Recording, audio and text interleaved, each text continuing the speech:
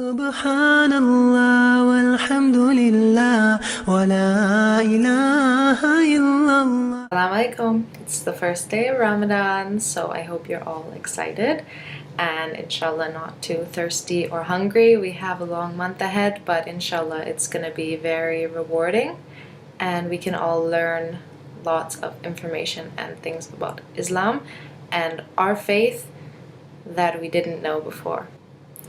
So last week I promised to answer some questions, so I have a few, not many. The first one is what attracted me to Islam. I would probably say that it was just Allah putting this interest and curiosity in my heart about Islam. But when I was reading Quran for the first time, I really loved the forgiving nature of it, and I felt like I could learn a lot from this religion. Someone asked about my story when I converted, what happened after I left the house that had jinn inside it. I never went back, so I haven't really had any jinn experiences since, but Alhamdulillah, I'm Muslim, so I have Allah to protect me from any that might want to cause me harm. Somebody asked advice on how to keep your prayers. I know most people, they have the hardest time with Fajr, and I also used to have a hard time with Fajr. One day I had a really hard work schedule. I was sleeping at around midnight every night, and I was waking up at 3 a.m. to go to set and shoot. And I did it every day, even though I was so tired. Somehow I kept managing to get up after 3 hours of sleep and 16 hours in the desert plus time afterwards organizing for the next day.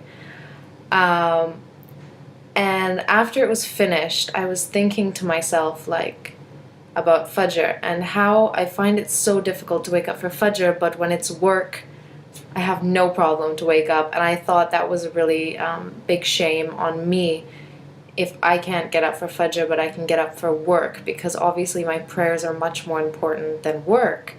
So every morning when my alarm goes off for Fajr, I remind myself of this and I jump straight out of bed.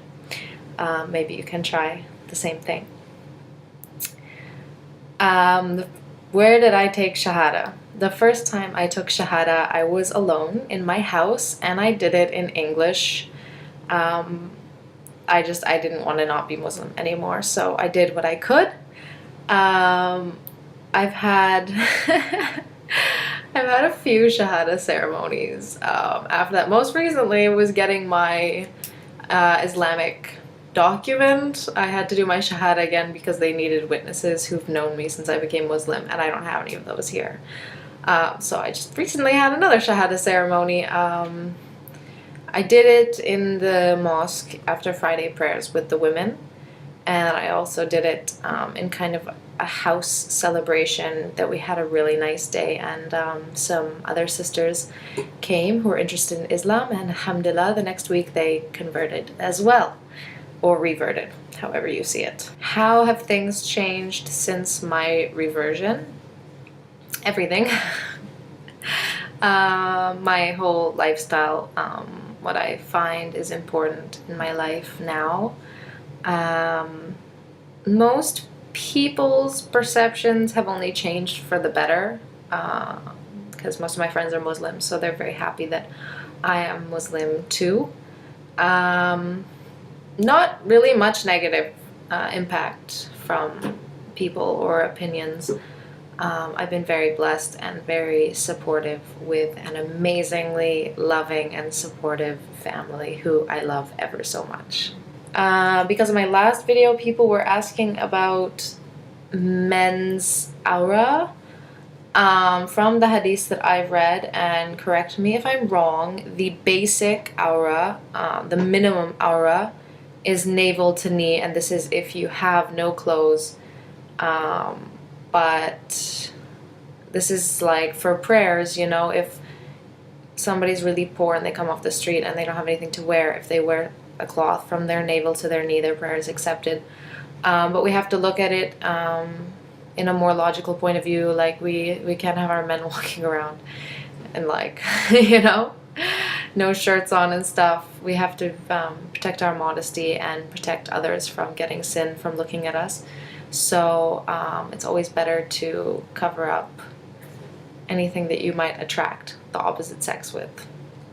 Somebody asked before on my video, Allah's love, about what I said when people say that Allah loves converts more than born Muslims. I wasn't saying that's a true statement, which I said in the video. That's just something I've heard people say, and I kind of wanted to refute it because it's not actually the truth. So I hope this answers your questions. Please stay tuned for my next video, which is going to be called Raise 'em Right, inshallah. And I just wish you all the most blessed month.